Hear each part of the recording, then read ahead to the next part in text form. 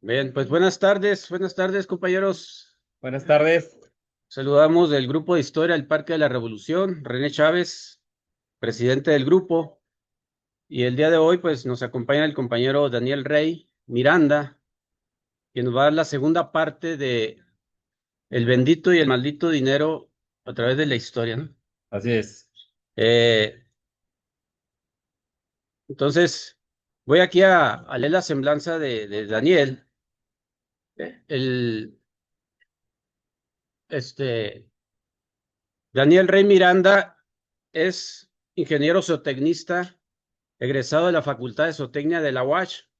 Actualmente es secretario de la Sociedad de Estudios Numismáticos AC, miembro activo del Club de Prospección, Desenterrando la Historia desde el 2019. Se ha desempeñado en la industria maquiladora por espacio de 30 años en diferentes puestos administrativos, coleccionista de monedas y billetes antiguos, principalmente del estado de Chihuahua, mini empresario de compra y venta de monedas y billetes antiguos. Y pues compañero, miembro aquí del grupo de historia del Parque de la Revolución. Entonces, Daniel, pues te cedemos la voz, el micrófono, no Aunque no hay. porque no hay, pero No importa. Ahí le subo el volumen un poquito. sí, de favor. Y ahí disculpen la problema técnico, eh, adelante, sí, ya, sigo esta ¿Dónde está la? la presentación, Sí, no gracias. sí.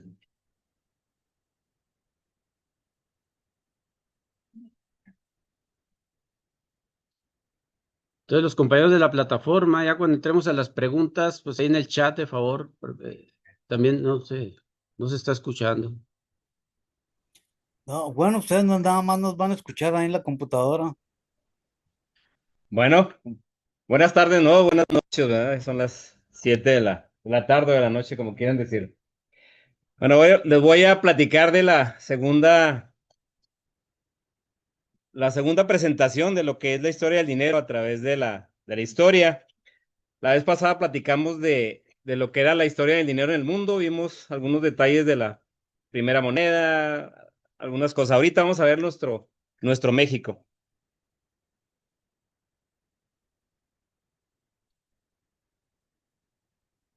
Aquí. Ahí está. Como les dije, ahora toca el turno a nuestro país, México, cuya historia económica refleja una evolución fascinante, desde el trueque hasta el peso moderno. El recorrido histórico del dinero en México abarca desde las civilizaciones prehispánicas, que usaban bienes de valor simbólico como el cacao o las hachas de cobre, hasta la consolidación del sistema monetario nacional y la aparición del peso mexicano, símbolo de soberanía económica. Por ahí les vamos a pasar, ¿quién nos hace el favor de pasar el cacao y algunas cosas que traigo aquí de lo que fue Mesoamérica, si son tan amables? Vamos a irnos a una línea de tiempo. Sí, por ahí, por favor. En los periodos históricos del dinero. Primero, las culturas prehispánicas, la conquista, la colonia de la Nueva España, la independencia, el primer imperio, la primera república federal, reforma y segundo imperio, el porfiriato, la revolución, la época contemporánea y el siglo XXI. Traté de abarcar lo más importante de la historia de México, ¿eh?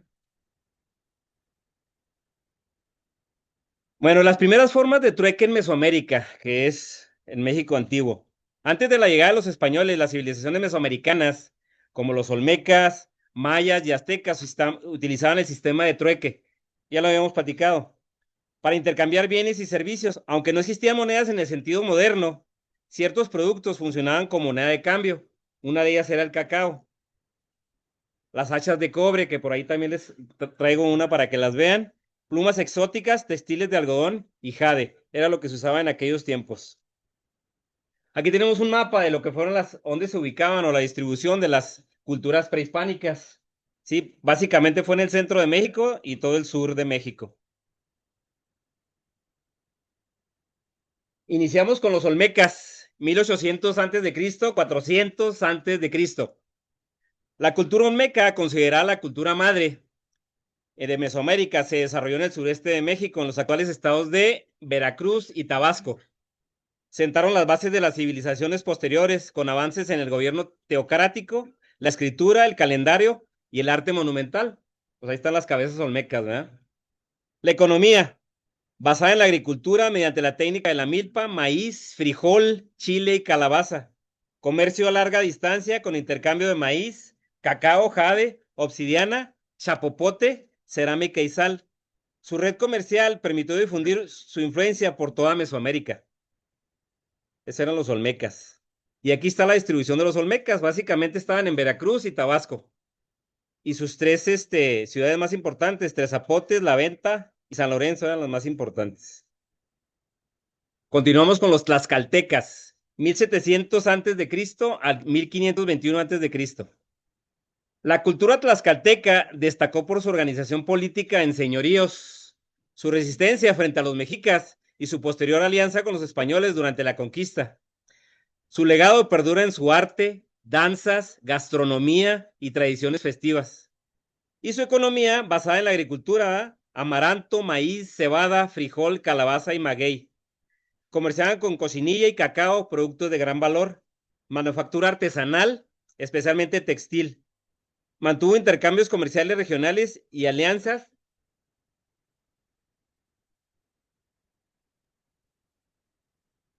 que fortalecieron su posición política y económica.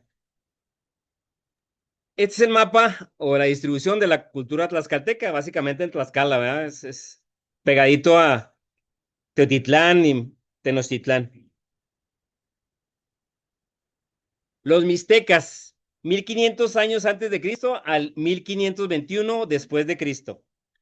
La cultura mixteca habitó en los actuales estados de Oaxaca, Guerrero y Puebla. Destacó por su refinada orfebrería en oro y plata, su cerámica policromada y su compleja organización política en señoríos independientes. La economía, basada en la agricultura, en terrazas y el comercio. El tributo sostenía a la élite gobernante. Intercambio de cerámica, textiles, piedras preciosas y metales. El uso de códices pictográficos para registrar su historia. Y aquí es su ubicación geográfica, como ya han dicho, en Oaxaca, Puebla, básicamente. Los mayas, 1000 antes de Cristo y 200 después de Cristo. Los mayas fueron una civilización avanzada del sureste mexicano y norte de Centroamérica. Destacaron por su sistema de escritura jeroglífica, sus conocimientos en matemáticas y astronomía y su arquitectura monumental. Eso ya lo conocemos. Agricultura del maíz, frijol y calabaza, comercio a larga distancia de sal, cacao, obsidiana, plumas y textiles. El uso del cacao y conchas marinas como moneda en el trueque. Hacían su trueque. Amplias rutas comerciales terrestres y fluviales que unían ciudades, estados independientes. Su economía fue una de las más complejas y organizadas de Mesoamérica. Una cultura muy compleja, muy interesante. Y aquí está la distribución de lo que son los mayas, básicamente al sur de México, ¿eh? Yucatán, Quintana Roo, Chiapas, Guatemala y Honduras. Los zapotecas, 500 años antes de Cristo y 950 después de Cristo. La cultura zapoteca se desarrolló en los valles centrales de Oaxaca. Se distinguió por su escritura propia, su calendario y su imponente centro urbano, Monte Albán. Economía basada en la agricultura, maíz, cacao, frijol, tomate y calabaza. Prácticas complementarias como la pesca, caza y recolección. Comercio local y de larga distancia. Intercambiaban cerámica, textiles y grana de cochinilla. En algunos casos utilizaban semillas de cacao como moneda, aunque el trueque seguía predominando, ¿eh? Y aquí está una distribución de lo que fue los zapotecas, básicamente en Oaxaca, ¿eh? Benito Juárez fue zapoteca. Teotihuacanos, 100 años antes de Cristo y 650 después de Cristo. La cultura teotihuacana alcanzó su apogeo entre los años 150 y 750 después de Cristo. Su capital, Teotihuacán, fue el centro urbano y comercial más grande de Mesoamérica. Su economía basada en la agricultura y el comercio de obsidiana, un mineral muy valioso. Exportaban productos agrícolas, cerámica, textiles y objetos suntuarios. Importaban algodón, plumas y conchas marinas. Su mercado diario se comparaba en magnitud al de grandes civilizaciones como Roma, el mercado allá de Teotihuacán. Teotihuacán fue clave para la integración económica y cultural del mundo mesoamericano. Y obviamente su ubicación, vea básicamente lo que fue el Estado de México, en el altiplano. Los toltecas, 650 después de Cristo y 750 después de Cristo. Los toltecas se desarrollaron en el centro de México, con su capital en Tula. Fueron una sociedad militarizada e influyente, conocida por los atlantes de Tula y su legado religioso y astronómico. La economía, agricultura de maíz, frijol, chile y calabaza. Comercio activo donde el cacao funcionaba como moneda. Producción artesanal, especialmente en piedra, cerámica, y su influencia se extendió incluso hasta las regiones mayas. Y la distribución de la cultura tolteca, básicamente, pues, por Hidalgo, por esa zona de ahí, Estado de México. Los aztecas o mexicas, 1325 a 1521 después de Cristo. Los aztecas o mexicas fundaron su capital Tenochtitlan y establecieron un vasto imperio mediante la conquista militar y la triple alianza Tenochtitlan, Texcoco y Tlacopan. Su economía, basada en la agricultura en chinampas, el comercio y los tributos, uso del cacao como moneda. Como ejemplo, el valor de un esclavo en aquella época variaba entre 600 y 4,000 granos, según la habilidad del esclavo. El mercado de Tlatelolco fue uno de los más grandes del mundo antiguo. La economía mexica era compleja y jerarquizada y regulada por el Estado. Y obviamente el imperio azteca pues fue bastante su distribución en México. Si se fijan, hasta Tehuantepec llegó. ¿Sí? Los purépechas, 1300 a 1522 después de Cristo. Los purépechas, originarios de Michoacán, fueron una de las civilizaciones más poderosas de Mesoamérica. Destacaron por su dominio del bronce, ellos ya conocían el bronce, su organización social y su independencia frente a los mexicas, jamás fueron conquistados. Economía, agricultura, maíz, frijol y pesca, charales, trucha, pescado blanco. La producción artesanal, cerámica, orfebrería y textiles. Comercio, trueque con otras regiones. Su manejo del bronce les dio ventaja tecnológica y militar. La cultura purépecha nunca fue dominada por los mexicas, manteniendo una identidad fuerte y autónoma. Y aquí está la distribución de los purépechas, básicamente en Michoacán y su capital, Tzintzuntzán. Bueno, ya llegamos a lo que fue la conquista de México. Terminamos con las culturas mesoamericanas o prehispánicas. La conquista de México fue una serie de campañas militares encabezadas por Hernán Cortés, junto con los pueblos originarios del Valle de México, las caltecas y entre otros, ¿verdad? Su objetivo fue derrocar al Imperio Mexica, lo cual culminó con la toma de México Tenochtitlan el 13 de agosto de 1521. Este hecho marcó el inicio del proceso de colonización, evangelización y mestizaje que transformó para siempre la historia del territorio mesoamericano. Durante los primeros años de la conquista, coexistieron los sistemas de intercambio indígena y europeo. Los españoles usaban sus propias monedas, las que traían de España, principalmente de oro y plata. Los pueblos originarios continuaban utilizando el cacao, hachas de cobre y mantas como medios de cambio. Con el tiempo, los conquistadores introdujeron un sistema monetario colonial basado en la acuñación de metales preciosos. Aquí vemos una pintura de la colonización o de la toma de Tenochtitlan. La introducción de la moneda en México. Con la llegada de los españoles en el siglo XVI, se introdujo el uso de monedas metálicas que poco a poco reemplazaron el trueque. En 1535, para adelantarnos un poquito, se fundó la Casa de Moneda de México, la primera en el continente americano. Las primeras monedas coloniales, los reales de plata, que se convirtieron en la base del comercio en América. Las monedas de oro, llamados escudos, que se reservaron para las transacciones de alto valor. Nomás como ejemplo, estas monedas les llaman las alazanas.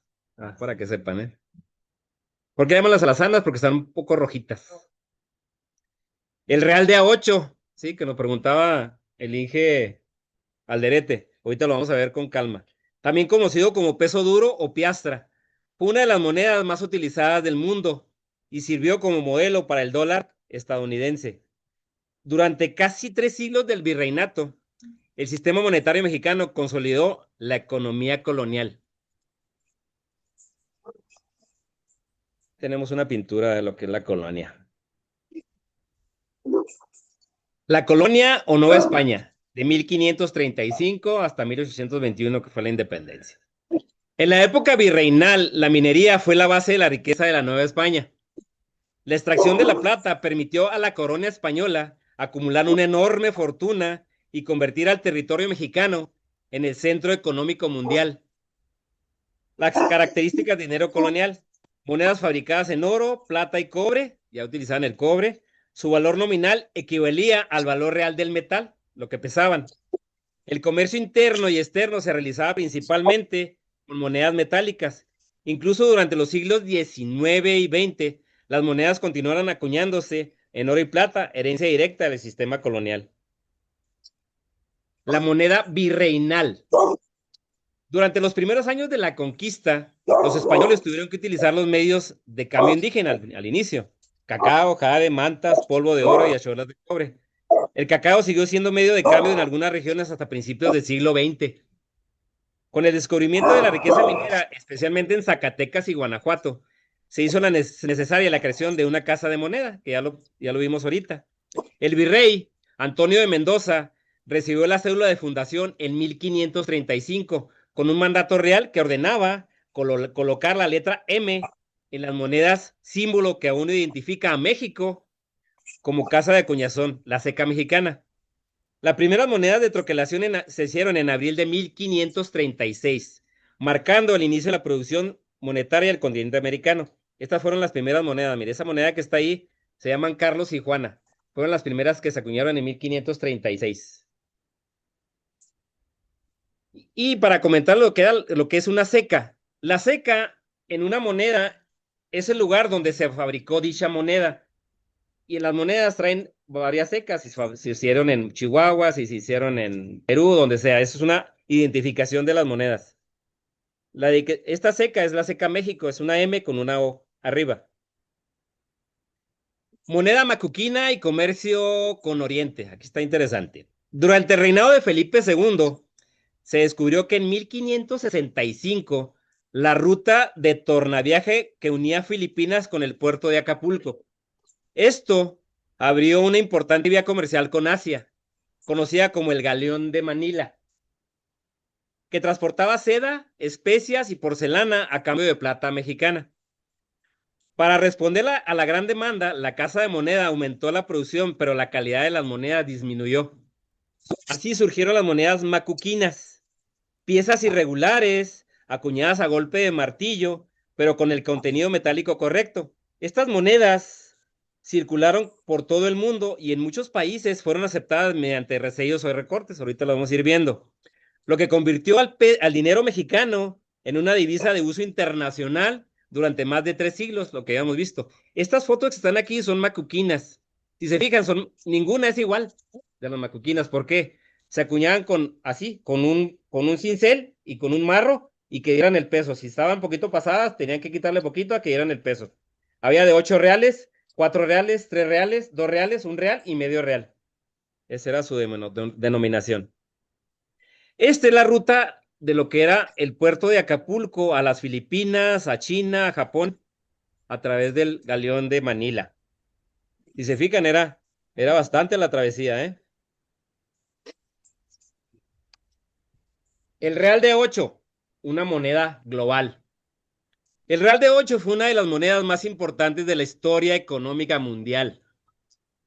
Su hegemonía en el comercio internacional duró más de 300 años, siendo modelo para la libra esterlina y el dólar estadounidense. Características destacadas. Fabricada principalmente con plata americana, especialmente de México, y alguna del Cerro del Potosí de Bolivia, pocas cantidades. Surgió a partir de la reforma monetaria de 1497 allá en España, conocida como la pragmática de Medina del Campo. Dictada por los reyes católicos, fue la primera moneda internacional de la historia moderna.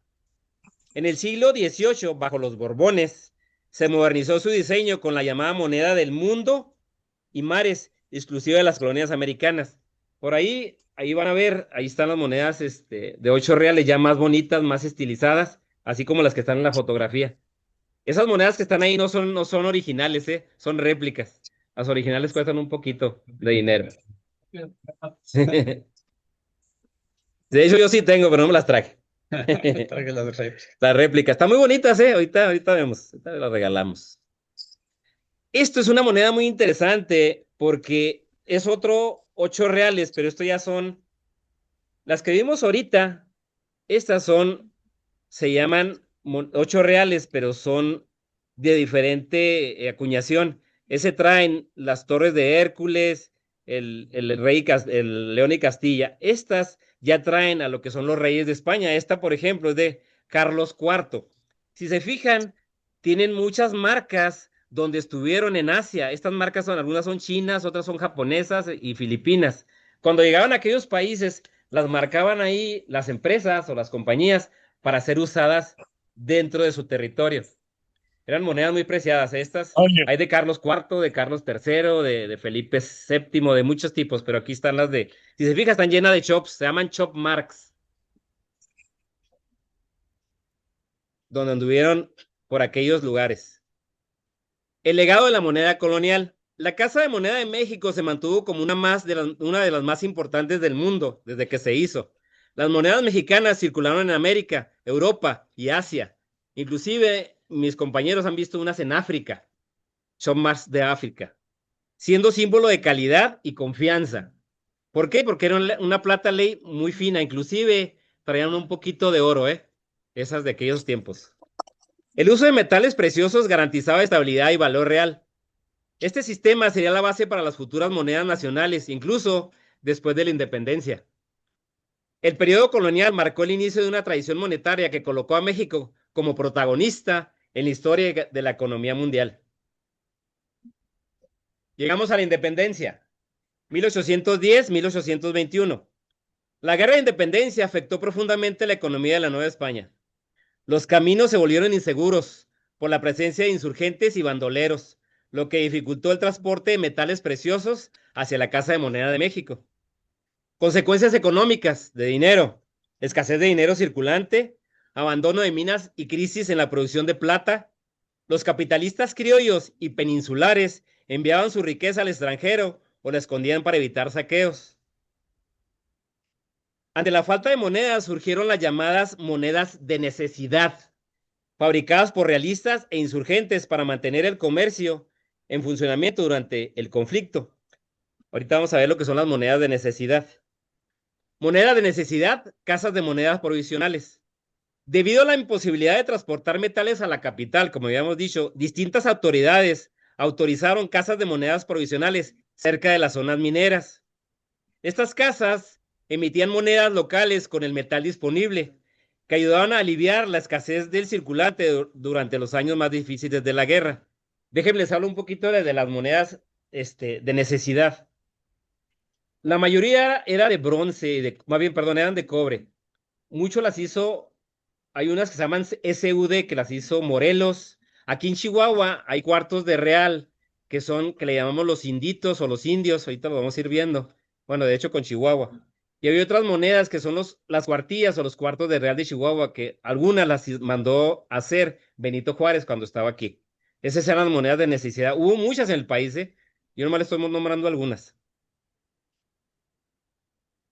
Esto es bien interesante, las casas de moneda en México. A lo largo de su historia, México tuvo una rica tradición de ya acuñación de vinieron, ya monedas. se fueron. En total, en México existieron 17 casas de moneda Ahorita es sobre oficiales, las siendo la monedas primera, en como habíamos México. dicho, la Ciudad de México en 1536. Yo Y que algunas de ahorita ellas es continuaron sobre operando hasta principios del siglo monedas de XX. Aquí está el listado de las casas de moneda y está en orden cronológico. Sí, México, sí. Chihuahua, Sí, las casas de Zacatecas, moneda de México, Durango, la Guadalajara, ley. Guanajuato, San Luis Potosí, Tlalpan, Guadalupe y Calvo, No, güerita. Culiacán, Oaxaca, Sí, a pesar de. Hermosillo, No, güey. Real de No, 14, yo no vuelo. A pesar Álamos, de. Monclova, Sombrerete y Morelia. Aquí cabe mencionar que en Chihuahua Era hubo mucha dos de casas esta, de pero no monedas se y quedó. la de Chihuahua fue la segunda en el país. ¿Cuáles fueron? Chihuahua y Guadalupe y Calvo. ¿Por qué eso? Porque aquí comentaron, ¿verdad?, de la necesidad de hacer monedas para poder Es una satisfacer hierba. pues, Ahora sí toda la vuelo. distribución en el país. Aquí están lo que son las secas que yo les nombraba ahorita de cada casa de moneda y donde fueron distribuidas aquí en México. Aquí están nada más 14, porque Sombrerete y las últimas tres, que fue Sombrerete, Monclova y Morelia, funcionaron muy poco tiempo. Ya fue antes de la ¿No caída quieres de la Nueva poner España. el Esas candado? casi no contaron. Aquí tenemos una foto de una casa de moneda en México. Esa es antigua, no muy antigua, pero esa es antigua. Continuamos con el que es el primer imperio mexicano, 1821-1823. Tras la independencia de México, enfrentó una crisis económica y política. La minería y la agricultura estaban en declive, y el gobierno de Agustín de Iturbide heredó un país sin estabilidad fiscal. Medidas económicas del imperio. Aquí se hizo o se emitió el primer billete mexicano en 1822. Por ahí traigo es una copia también del primer billete en un cuadrito ahí para que lo vean. También es una copia, porque el nuevo vale como unos $8,000, para que se den una idea. Intento de establecer un sistema monetario nacional, dependencia de préstamos forzosos y papel moneda, lo que generó descontento social. No querían el papel moneda. El primer imperio mexicano fue breve, pero marcó el inicio de una identidad monetaria propia separada de la herencia española. Aquí tenemos una moneda de Agustín de Iturbide. Agustín se hizo nombrar emperador, ¿verdad? Y fue Agustín I. Esta moneda se hizo en 1822 y es una moneda de las más escasas que tenemos. Es bastante carita también. Esa le llaman el pollito. ¿Por qué el pollito? Porque vean el águila cómo está. El águila cómo está para ese pollo. Nosotros lo conocemos como el pollito. No faltando respeto a nadie, no, nada más es como nombre. El primer billete mexicano en 1822. Aquí están las fotos, ahí traigo uno de $1, aquí está uno de 10 pesos, así era el billete. Durante el gobierno de Iturbide se imprimieron los primeros billetes en la historia del país. Estos billetes representaban una transición hacia un nuevo sistema económico, aunque su aceptación fue limitada, casi nula, debido a la falta de confianza en la nueva administración. Las denominaciones eran de 1, 2 y 10 pesos. Este esfuerzo por introducir billetes fue pionero, pero el país carecía aún de la infraestructura y estabilidad Sí, pero necesarias no se para sostener un sistema distinguen financiero detalles. moderno. No había. Ojo, pero. Aquí pasamos a lo que eran las provincias del primer imperio mexicano. Aquí está muy interesante. Durante el primer imperio, México se dividió en 24 provincias que abarcaban un territorio mucho más extenso que el actual. Ahorita lo vamos a ver. ¿Las provincias cuáles eran? Las Californias, México, Nuevo México, Texas, Nueva Vizcaya, Coahuila, Querétaro, Puebla, Guadalajara, Oaxaca, Mérida de Yucatán, Valladolid, Nuevo Reino de León, Nuevo Santander, Sonora, Zacatecas, San Luis Potosí, Guanajuato, Veracruz, Guatemala, El Salvador, Honduras, Nicaragua y Costa Rica. ¿Se metió ya? Todo eso eran las Sí, pero. 24 provincias allá por aquellos años. Esta organización territorial reflejaba la nueva influencia virreinal y la ambición de mantener la unidad de los antiguos dominios de la Nueva España bajo un nuevo gobierno independiente. Ya éramos independientes, ¿verdad? Miren, aquí está el mapa, todo lo que abarcaba las 24 provincias, hasta Costa Rica. Miren todo, si nos hubiéramos quedado así, ¿verdad? Así es. La economía del primer imperio. El imperio mexicano nació en un contexto de inestabilidad económica. Las minas estaban abandonadas, el comercio interrumpido y las arcas del Estado vacías. El gobierno intentó estabilizar las finanzas mediante préstamos y emisión de billetes, pero la inflación y la falta de respaldo metálico debilitaron al sistema. A pesar de ello, este periodo fue clave porque sentó las bases del peso mexicano como moneda nacional, inició la transición de la economía colonial a una economía independiente, marcó el primer intento de crear un sistema financiero propio. Miren, así estaba ya como quedó en aquellos años, después de que las provincias se separaron, México, ¿eh? La Primera República Federal, 1824-1835. La Primera República Federal de México fue el primer periodo del gobierno republicano en el país, establecido formalmente el 4 de octubre de 1824, con la promulgación de la Constitución Federal de los Estados Unidos Mexicanos. Este periodo, que duró hasta 1835, se caracterizó por la inestabilidad política, los conflictos entre federalistas y centralistas, y la elección de Guadalupe Victoria como el primer presidente de México. La situación económica. El dinero circulante estaba compuesto principalmente por monedas de oro, plata y cobre. La unidad monetaria siguió siendo el real mexicano todavía. A pesar de las emisiones de moneda metálica, la inestabilidad política y la deuda pública afectaron la economía del país. Fue una época de transición entre los caos independentista y los intentos de consolidar un sistema económico funcional. La pérdida de más de la mitad del territorio en 1848. México perdió más de la mitad de su territorio a manos de Estados Unidos en la guerra de 1846 a 1848, culminando con la firma del Tratado de Guadalupe Hidalgo el 2 de febrero de 1848. La pérdida territorial concluyó los estados actuales como California, Arizona, Nuevo México. Fue resultado de la victoria estadounidense en la guerra y a cambio México recibió 15 millones. Aquí está todo lo que perdimos, ya lo sabemos, ¿verdad? Pero bueno, un paso negro. Aquí están algunas monedas que circulaban en aquellos tiempos, entre 1846, 1847 y 1848. La que está más a la derecha es de Guadalupe Calvo, la otra es de México y la otra es de Zacatecas. Son de 8 reales, de medio real y de 2 reales. Reforma y Segundo Imperio, en un contexto histórico, 1859 a 1867. Tras décadas de conflictos políticos, México entró en el periodo de la Reforma, impulsado por Benito Juárez. Las leyes de reforma transformaron al país al establecer la separación Iglesia-Estado y la nacionalización de los bienes eclesiásticos. Sin embargo, el país cayó en una grave crisis económica. El campo, la minería y el comercio estaban en decadencia, y la suspensión de la deuda externa provocó tensiones con Francia, España e Inglaterra, que eventualmente desembocaron en la intervención francesa. En este contexto surgió el Segundo Imperio Mexicano, entre 1864 y 1867, encabezado por Maximiliano de Habsburgo, apoyado ¿por quién? Por los conservadores y el ejército francés, obvio, ¿eh? La economía durante la Reforma. Durante la Reforma, México enfrentó uno de los periodos más difíciles en materia económica. El gobierno de Juárez debió reorganizar la hacienda pública y tomar decisiones drásticas para mantener la estabilidad nacional.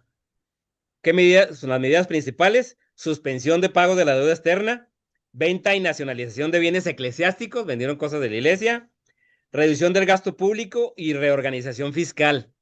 A pesar de las dificultades, estas medidas sentaron las bases para un Estado moderno y laico, capaz de sostener su economía sin la dependencia directa del clero o de potencias extranjeras.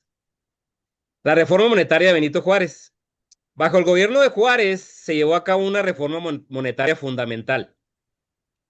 En 1861 se consolidó el peso como moneda nacional de curso legal. En 1863 se adoptó el sistema decimal, dividiendo el peso en 100 centavos, lo que facilitó el comercio, los cálculos financieros y la integración económica. Este cambio marcó el inicio del sistema monetario moderno mexicano, unificando el país y sustituyendo las múltiples denominaciones heredadas del periodo colonial y republicano temprano. Cabe mencionar que aunque estábamos con el sistema decimal, todavía se mezcló con el sistema español, con los reales, todavía. El Segundo Imperio Mexicano, 1864-1867. El Segundo Imperio Mexicano, encabezado por Maximiliano de Habsburgo, fue un intento de establecer una monarquía moderada en México, con el apoyo de Francia y de los sectores conservadores. Maximiliano buscó combinar ideales liberales con el control monárquico, lo que lo llevó a perder el apoyo de ambos bandos. La economía imperial dependía de los recursos financieros franceses, intentos de estabilizar la moneda mediante una administración fiscal centralizada, promoción del comercio internacional y la inversión extranjera. A pesar de los esfuerzos modernizadores, el imperio se derrumbó con la retirada de las tropas francesas y la victoria republicana en 1867, que restauró a Benito Juárez en el poder. Miren, aquí está un peso del emperador Maximiliano, que también son bastante caros. Esos son muy escasos. Y ya se colocaban como pesos, ¿verdad? No se colocaban como reales. Y aquí tenemos las divisiones, había de 20 pesos. De hecho, por ahí anda una de 20 pesos que no es de oro, es una réplica, pero el 20 pesos era de oro. 1 peso, 50 centavos, 10 y 5 y 1 centavo. La República restaurada entre 1867 y 1876. Con la caída del Segundo Imperio, comenzó el periodo conocido como la República Restaurada, liderado por Benito Juárez y posteriormente por Sebastián Lerdo de Tejada. Los objetivos principales: reconstrucción económica y política del país, consolidación de las reformas liberales, reorganización de la hacienda pública y estabilización del sistema monetario. La situación económica: escasez de recursos y deuda heredada del imperio, reforma fiscal y reorganización de impuestos, inicio de obras de infraestructura como el ferrocarril, que impulsó el comercio nacional. Este periodo sentó las bases de la modernización que caracterizaría al porfiriato. Una foto de la República restaurada. Importancia de la Reforma y el Segundo Imperio en la historia monetaria. Tanto la Reforma como el Segundo Imperio fueron periodos decisivos en la historia del dinero en México. Por un lado, Juárez logró consolidar la identidad monetaria nacional mediante la unificación del peso decimal. Por otro, el Imperio Maximiliano intentó conectar a México con los mercados europeos. Es un legado conjunto: nacimiento del peso moderno, transición de un sistema fragmentado a uno unificado, influencia europea en los modelos de billetes y monedas, preparación del terreno para la modernización financiera del porfiriato. Los bancos, vamos a hacer un paréntesis para ver algo de los bancos. Los bancos y el billete en México, desde 1830 hasta 1969. El desarrollo de la banca mexicana fue un proceso gradual que transformó la economía del país durante el siglo XIX. Desde 1830 hasta antes de la Revolución en 1910, existieron 58 bancos en México. El primer banco oficialmente reconocido fue el Banco de Londres y México, fundado en 1864, con capital extranjero. El segundo banco fue el Banco de Santa Eulalia, creado en 1873. Solo el estado de Chihuahua llegaron a operar 11 bancos en total, lo que muestra el crecimiento financiero regional. Estas instituciones emitían sus propios billetes, lo que dio origen a una gran diversidad de diseños, colores y valores en circulación. Aquí está una foto de un Banco de México, más o menos antigua. El billete en México. Durante el periodo de 1830 a 1910, los distintos bancos emitieron una amplia variedad de billetes, los cuales eran impresos mayoritariamente en el extranjero. Las más importantes impresoras del mundo estaban en la American Banknote Company en Estados Unidos, la Thomas de la Rue, Reino Unido, la Bradbury Wilkinson en el Reino Unido. Eran las principales impresoras de billetes. Esta práctica continuó hasta que México estableció su propia fábrica nacional de billetes en 1969.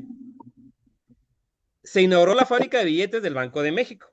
Con ello nació la primera serie de billetes fabricada completamente en México, conocida como la serie tipo A, de 1969 a 1991. Y estas eran las series que tenían, ¿verdad? Esta nueva generación de billetes, producida con tecnología avanzada y diseños propios, reflejó la identidad cultural mexicana y consolidó la soberanía monetaria del país. Aquí están las series que ya fueron fabricadas aquí en México. Aquí estamos desde el de 5 pesos hasta la de 100,000 pesos de Plutarco Elías Calles. Bueno, ya continuamos con la línea de tiempo, vamos con el porfiriato. El porfiriato, bajo el liderazgo de Porfirio Díaz, fue un periodo de estabilidad política y modernización económica, aunque también de desigualdad social. Durante más de 3 décadas, México experimentó un profundo cambio en su estructura económica y financiera. Las características principales: expansión del ferrocarril, facilitando el comercio interior y exterior, fomento de la inversión extranjera, especialmente en minería y agricultura, modernización de la Casa de Moneda de México y de las técnicas de acuñación, consolidación del peso como moneda nacional. El porfiriato marcó una etapa de auge económico, pero también de concentración de la riqueza en pocas manos. El sistema bancario del porfiriato. Durante este periodo se estableció un sistema bancario formal que transformó la economía mexicana. La creación de bancos permitió una mayor circulación de dinero, crédito y financiamiento de grandes proyectos. Las principales instituciones bancarias de aquellos tiempos era, como les dije, el Banco de Londres y México y Sudamérica, fundado en 1864, el Banco Nacional Mexicano en 1881, el Banco Mercantil Mexicano en 1882. En 1884, ambos se fusionaron para formar el Banco Nacional de México, Banamex. En 1897 se promulgó la Ley General de Instituciones de Crédito, que reguló la emisión de billetes, los préstamos y la supervisión estatal de la banca. Aquí están los primeros billetes oficiales mexicanos de aquellos tiempos. Durante el porfiriato, el Banco Nacional de México fue autorizado para emitir billetes de curso legal. Estos billetes representaban la confianza en el sistema financiero y marcaban el paso de una economía metálica basada en oro y plata a una economía fiduciaria basada en papel moneda. Características de los billetes: estaban respaldados por depósitos en metálico, en oro, llevaban grabados alegóricos a la República, la industria y el progreso. Se emitieron en varias denominaciones, como los que están aquí. Este cambio fortaleció la economía mexicana y aumentó la estabilidad monetaria en el país. Eran los billetes de aquellos tiempos. Reforma monetaria del porfiriato. Durante el gobierno de Porfirio Díaz se llevaron a cabo importantes reformas monetarias, como cuáles. En 1905, bajo el mandato del secretario de Hacienda, José Besley Mantur, se implementó una nueva ley monetaria que cambió el sistema bimetalismo, oro y plata, por el patrón de oro. Objetivo de la reforma: estabilizar el valor del peso, evitar la devaluación de la plata, fortalecer la confianza internacional en la moneda mexicana. El peso de plata se mantuvo como moneda popular, pero el peso oro se convirtió en la base del comercio exterior y de las reservas del país. Por ahí también, bueno, por ahí va un centenario, ese es de 1847, pero hay otros más antiguos. También es una réplica, ¿verdad? También para que lo vean. Estas monedas que usted ven a su derecha son monedas porfirianas, pero son de níquel. En aquel tiempo empezaron ya a trabajar la casa de moneda con níquel. Por ahí también andan unas monedas, ahí se las mandé en los cuadritos. Esta es una moneda muy bonita, de hecho, pero no fue muy aceptada porque en aquel tiempo la gente, pues, les gustaba la plata, ¿verdad? Todo estaba basado en plata. Desarrollo económico y desigualdad. Durante el porfiriato, México alcanzó un crecimiento económico sin precedentes, pero también una gran desigualdad social. La riqueza se concentró en las élites y empresas extranjeras, mientras que la población rural vivía en condiciones precarias. Contrastes sociales: crecimiento industrial, ferroviario y urbano, explotación laboral y bajos salarios en el campo y la minería, expulsión de comunidades indígenas de sus tierras. El éxito monetario y financiero del porfiriato no se tradujo en bienestar general, lo que generó tensiones sociales que desembocarían en la Revolución Mexicana. Y llegamos a la Revolución Mexicana. Fue un conflicto armado que transformó no solo la estructura política del país, sino también su economía y su sistema monetario. Consecuencias monetarias: caída del sistema bancario formal, destrucción de infraestructura económica, suspensión de la convertibilidad del peso, aparición de billetes revolucionarios emitidos por distintas facciones: villistas, carrancistas, zapatistas. Por ahí también ya les mandé en un cuadro todos los billetes que emitieron. Fueron algunos, porque fue una cantidad enorme de billetes villistas para poder solventar los gastos, que fue, ahorita vemos, fue una inflación gigantesca. La guerra generó una enorme inflación y pérdida de confianza en el dinero, lo que llevó a la necesidad de una reorganización financiera nacional al final del conflicto. Aquí vemos una foto de los revolucionarios, está Emiliano Zapata. Los billetes revolucionarios. Durante la Revolución Mexicana, los distintos bancos emitieron su propio papel moneda para financiar sus campañas, lo que habíamos dicho. Estas emisiones no estaban respaldadas, lo que provocó una gran confusión y devaluación. Los principales tipos de billetes revolucionarios, como les dije, villistas emitidos por la División del Norte, carrancistas con la leyenda de constitucionalistas, billetes zapatistas de circulación regional. Este exceso de billetes sin respaldo provocó una crisis de confianza. Al final de la guerra, el nuevo gobierno tuvo que invalidar la mayoría de las emisiones y reorganizar el sistema monetario nacional. Nomás como comentario, los billetes villistas de aquí del estado de Chihuahua, yo he visto folios que van de 1.500.000 a 1.700.000 billetes, ¿no? Para que vean la cantidad de billetes que imprimió Francisco Villa. Más de 1.500.000 de billetes, ¿eh? Aquí están los billetes, ¿verdad? De sus varias denominaciones. Y estaban, en su cara estaba don Francisco Madero y Abraham González. La reorganización económica post-revolucionaria. Tras la revolución, el país necesitaba reconstruirse económica y políticamente. En 1925 se fundó el Banco de México con el objetivo de regular la emisión de moneda, controlar la inflación y fortalecer el sistema financiero. ¿Cuáles eran sus funciones principales? Emitir el peso nacional de forma exclusiva, estabilizar la moneda, supervisar los bancos y el crédito, proteger las reservas del país. La creación del Banco de México marcó el inicio de la modernidad económica mexicana, ¿eh? El legado del porfiriato y la revolución. El porfiriato dejó una economía moderna, pero desigual. La revolución la destruyó con esa estructura, dando paso a un nuevo orden financiero. El legado combinado, consolidación del peso mexicano como moneda nacional, creación del Banco de México como autoridad monetaria, transición de una economía liberal a una economía regulada por el Estado, inicio del control monetario y bancario moderno. Ambos periodos marcaron el rumbo económico del México contemporáneo. El México del siglo XX, desde 1920 a 1970. Tras la revolución, México inició una etapa de reconstrucción nacional y de consolidación de las instituciones económicas. El Banco de México jugó un papel clave en la emisión de moneda, la estabilidad financiera y el control de la inflación. Las características de este periodo: el peso se consolidó como moneda oficial, se unificaron los sistemas de billetes y monedas, se promovió la industrialización y la banca nacional, aumentó la confianza en la moneda mexicana. Durante las décadas de 1940 y 1950, México vivió el llamado Milagro Mexicano, una época de crecimiento económico sostenido. Aquí está una fotografía de los 40 y 50. Mire cuántos carros había en México, qué bárbaras. El Milagro Mexicano, 1940-1970.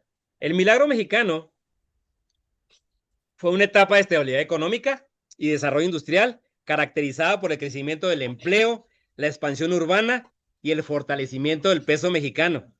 Factores clave del crecimiento: inversión pública en infraestructura, educación y transporte, crecimiento de la industria nacional y del comercio exterior, estabilidad de precios y control de la inflación, expansión de la clase media urbana.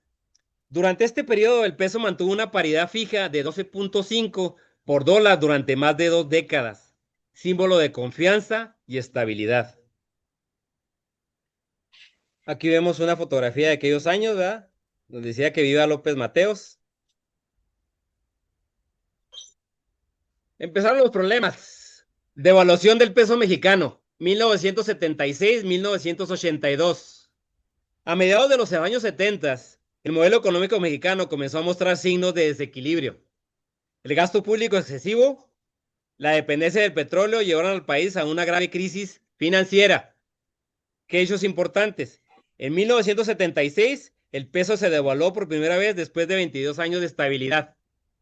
En 1982, una nueva devaluación y la crisis de la deuda externa afectaron profundamente la economía nacional. Se impuso control de cambios y se nacionalizó la banca.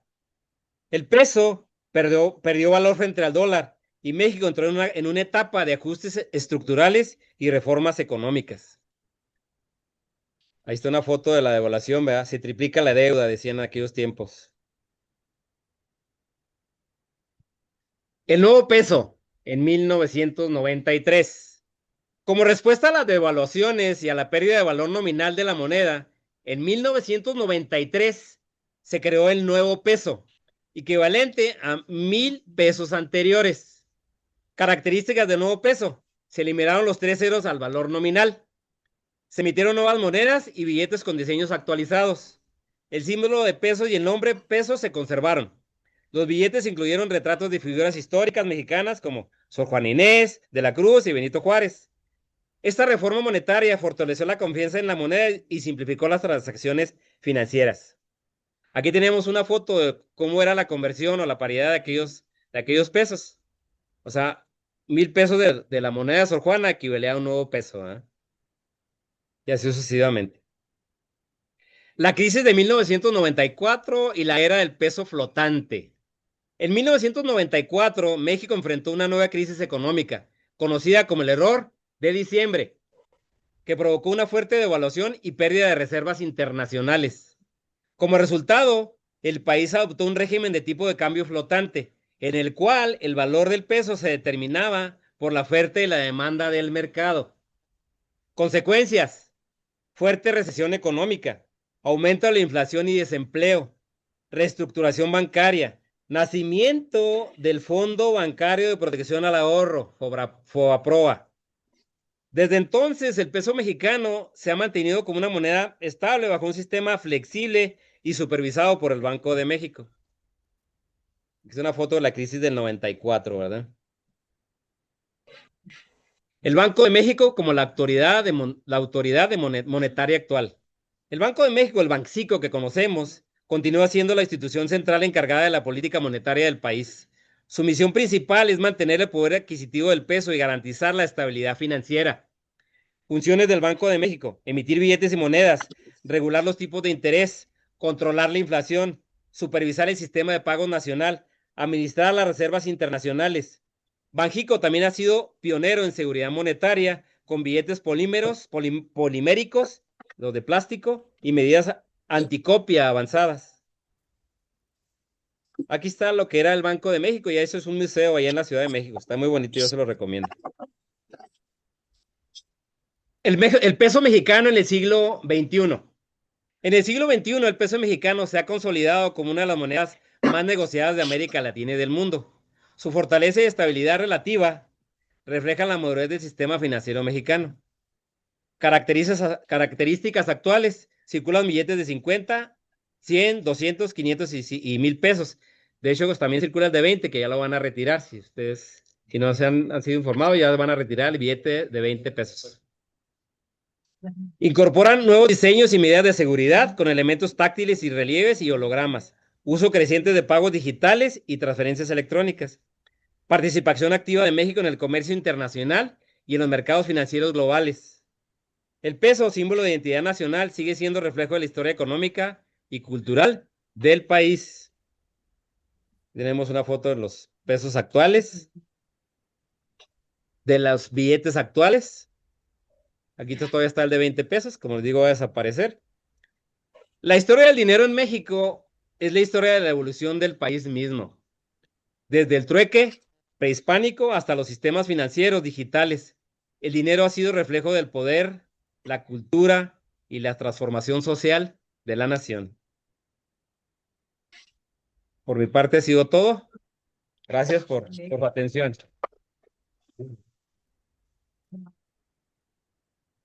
Bueno, casi me puedo decir.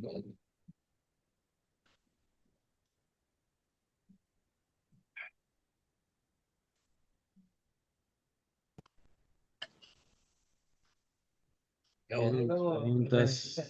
Sí. Hasta luego. Bueno, entraremos a las preguntas. No tenemos micrófono. A capela. ¿A capela? Sí. Sí.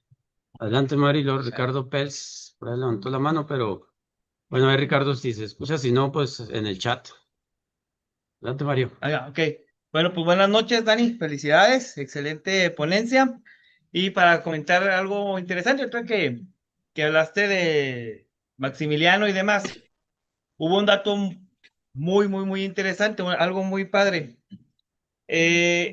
Jaker era un europeo de mucha lana, un banquero Entonces, el gobierno de Benito Juárez le decomisa o le expropia varias propiedades, varias casas que él tenía y mandó de ese dinero 8,400 pesos, los manda a Chihuahua para que Luis Terrazas comprara 1,000 rifles para defender pues la nación. Ahora estamos invadidos por Francia, pero ese dinero nunca compró los rifles. Entonces se los gastaban en otras cosas. Y a lo que voy es que la viuda de Jaeger fue con Napoleón, Napoleón III, y le reclamó ese dinero, ella era viuda, que sí que iba a pasar con el dinero que México le debía. Le debía los 8,000 de Chihuahua y otra cantidad ya de 1 millón, algo así, de Sonora. Por lo que Napoleón le dice, bueno, pues a lo que nos debe México, agrégale lo de Chihuahua y lo de Sonora.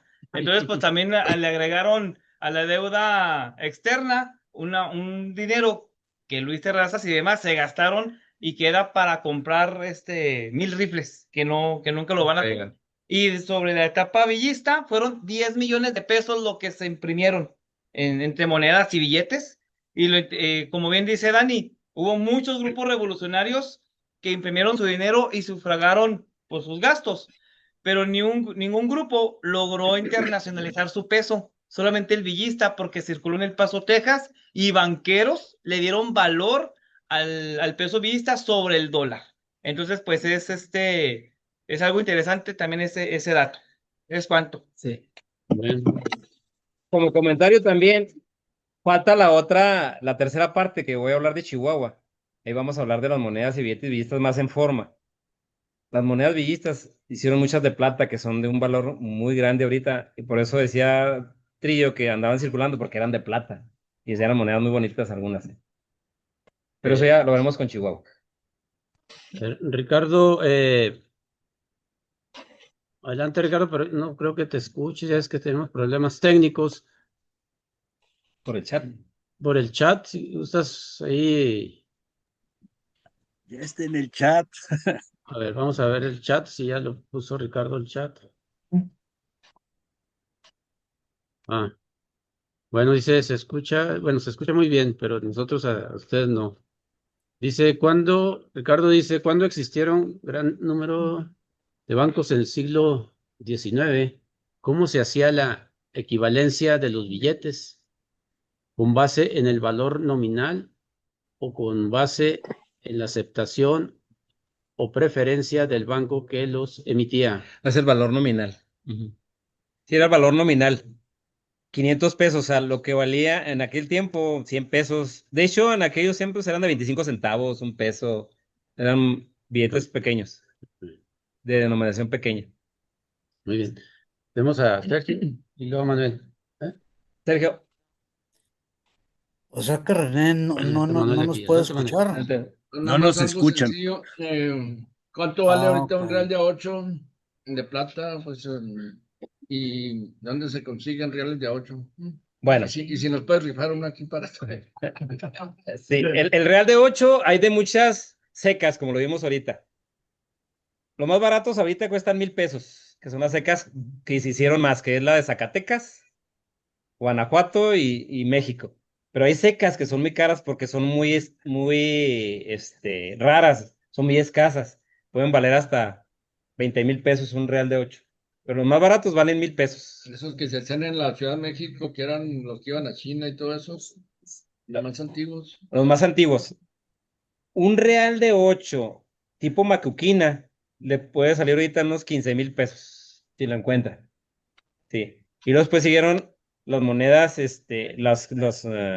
los reales de 8 de los bustos, que son de los reyes, ¿sí? Todas esas monedas las primeras que iniciaron fueron Carlos y Juana. Carlos y Juana fueron las primeras monedas que se fueron a Asia, pero eran monedas muy feas, y luego llegaron las macuquinas, eran más feas todavía, en cuestiones de estética. Y empezaron a hacer la casa monedas más bonitas, como las que vimos ahí, esas ya les ponían sus chop marks o su resello en Japón, China, Filipinas, y esas. Lo curioso es que iban y volvían. O sea, aquí nosotros, los coleccionistas, tenemos muchas monedas chop marks, sí, acuñadas. Obviamente muchas se quedaron allá y se fundieron, ¿verdad? Porque era plata de mucha calidad. Y fueron hasta África, ¿no? Y en Llegaron- África las cortaron y las hacían Sí, hoyos. sí. En Madagascar se tienen noticias de que había. No, muchas gracias. Muy bien. Tenemos a Sergio. Buenas noches. Ahí está la Felicitaciones luz. por la exposición muy Gracias. completa. Ahí está la luz. Yo nomás para agregar a lo que había dicho de las casas de la moneda, que había una aquí en Guadalupe y Calvo. Sí. En el siglo XIX, en el mineral de Uruachi, circuló una moneda que se llamaban rascones, que lo usaban los empresarios mineros, sí, los Rascón Brothers, las utilizaron para pagarle a los mineros. O sea, aparte de las casas de la moneda que hubo, esa circulación fue nomás de circulación ahí en Uruachi. De hecho, eran parientes del dramaturgo Víctor De las Hugo. con banda. Sí. Entonces es nomás una observación ahí, y complemento a la de las casas de la moneda de Guadalupe y Calvo, y de lo que pasó es que nomás circuló ahí para cuestiones de pago a mineros, Sí. los rascones. Bueno, déjame, te agrego un poquito. Cuando veamos Chihuahua, vamos a ver, esos son fichas, llaman fichas. No son monedas, son fichas mineras, hay fichas de hacienda. Esas fichas, los Rascón, que eran dos hermanos, Epigmenio y Nicolás, tenían una mina allá en Uruachi. Entonces, ellos emitieron fichas para pagarle a sus empleados, efectivamente. Y eran fichas desde 6 centavos y medio, 12 centavos y medio, 25 centavos, 50 centavos y 100 centavos. ¿Sí? Y son fichas de Uruachi. Ya cuando lleguemos a Chihuahua se las voy a mostrar. Yo tengo de esas, también se las voy a mostrar para que las conozcan. Y eran muy, muy cotizadas, eran en bronce. ¿Cambiaron en dónde esos? En las tiendas de raya. Bien, Daniel, ¿alguien más? Bueno, parece que ya quedó todo muy bien. Bueno, pues nuevamente un aplauso a Daniel. Muy interesante todo el recorrido desde la prehistoria hasta la actualidad de la México. moneda mexicana, ¿no? Bien, gracias. Estamos a espera de la tercera parte.